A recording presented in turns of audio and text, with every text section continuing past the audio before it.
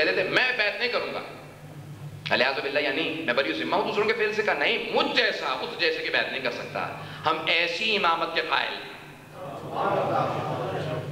حضرات جو ائمہ علیہ السلام نے ہمیں بیان کیا، وہ توحید، وہ رسالت، وہ امامت، وہ کچھ اور ہے. اس کی گہرائی، اس کا عمق، اگر قرآن کو بھی سمجھنا ہے تو ائمہ کی زبانی سمجھیے، احادیث پیغمبر کو سمجھنا ہے، واقعات کو سمجھنا ہے، ہر چیز کو سمجھنا ہے تو پیغمبر سے سمجھیں، اہل بیت سے سمجھیں. کیوں؟ کیونکہ مولا متقیان خود سے کہتے ہیں، پیش کروں گا یہاں پہ، مولا متقیان کہتے ہیں کہ میں رسول خدا کے ساتھ اس طرح سے رہا کرتا تھا جس طرح اونٹنی کا بچہ ماں کے ساتھ. میں مکہ میں بھی ساتھ تھا، مدینے میں بھی ساتھ تھا، میں سفر میں بھی ساتھ تھا، میں حضر میں بھی ساتھ تھا، میں مسجد میں بھی ساتھ تھا، میں گھر میں بھی ساتھ تھا، میں ہر مقام پہ پیغمبر اسلام کے ساتھ تھا، میں فرش پہ بھی ساتھ تھا، میں عرش پہ بھی ساتھ تھا، میں ہر مقام پہ پیغمبر کے ساتھ تھا. جو آیت پوچھنی ہو مجھ سے پوچھو. اور کسی آدمی نے کہا اچھا جو آیت پوچھنی ہے اب سن لیجئے، رسالت کا تصور، ہمارا تصور کیا ہے، توحید کیا مانتے ہیں، رسالت ہماری نگاہوں میں کیا ہے. آخری چیز پیش کرنا چاہتا ہوں، سب کی توجہ چاہوں گا، باغ بلند صلوات پڑھیں محمد والے.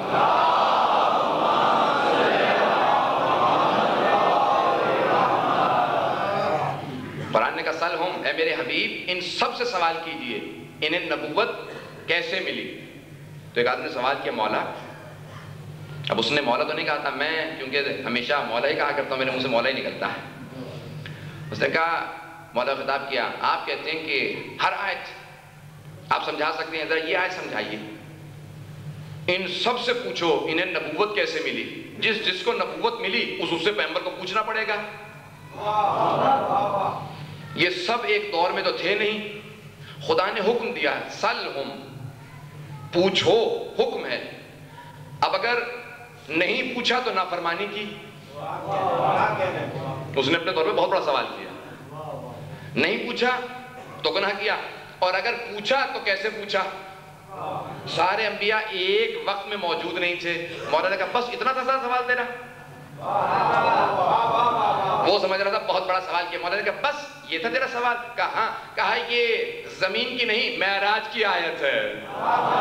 جب ایک مرتبہ خداوند متعال کے حکم پہ سارے انبیاء پیغمبر کے استقبال کے لیے چوتھے آسمان پہ کھڑے تھے، 2 صفحے بنائے کھڑے تھے، سب سے آگے جناب خلیل خدا حضرت ابراہیم تھے، استقبال کر رہے تھے. ایک مرتبہ حکم خداوندی میں ہوا، حبیب رک جائیے، پہلے ان سب سے سوال کیجئے نبوت کیسے ملی.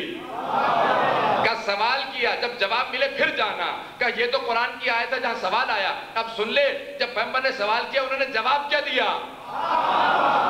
ان سب نے کہا یا رسول خدا، ہمیں اللہ کی الوہیت کی گواہی دینے پہ، آپ کی رسالت کی گواہی دینے پہ، اور علی کی ولایت کی گواہی دینے پہ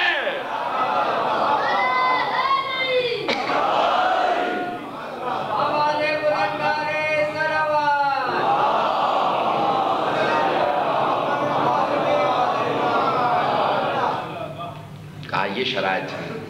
حضرات ہم ایسی توحید کے قائل ہیں، ایسی رسالت کے قائل ہیں، ایسی امامت کے قائل ہیں جہاں کسی بھول چوک کی بھی گنجائش نہیں ہے.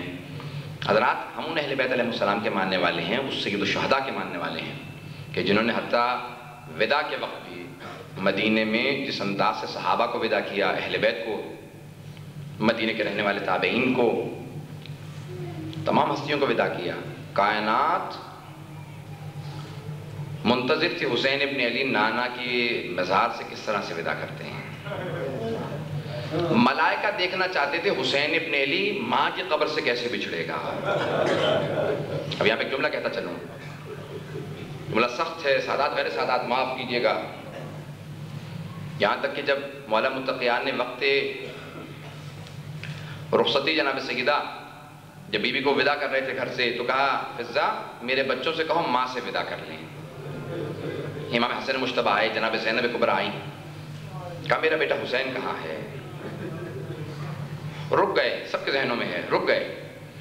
کہا کہ بابا اگر میری ماں فخر مریم ہے تو میں فخر عیسیٰ ہوں. جب تک ماں نہیں پکارے گی میں نہیں آؤں گا.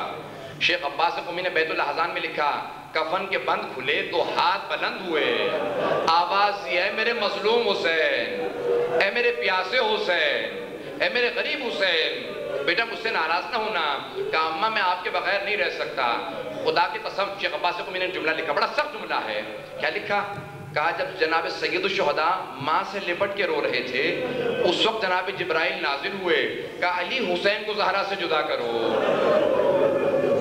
خدا نے حکم دیا حسین کو زہرا سے جدا کرو، فوراً جدا کیا۔ کہا ملائکہ کی صفوں میں ہلچل مچ گئی ہے، ملائکہ نے عبادت چھوڑ دی ہے۔ کہا پروردگارہ کس حسین کی ماں کو تو نے چھینا ہے؟ اجرکم اللہ۔ ملائکہ دیکھنا چاہتے تھے وہ حسین جو ماں سے بچھڑ نہیں سکتا، وہ ماں کی قبر سے کس طرح سے رخصت ہوگا۔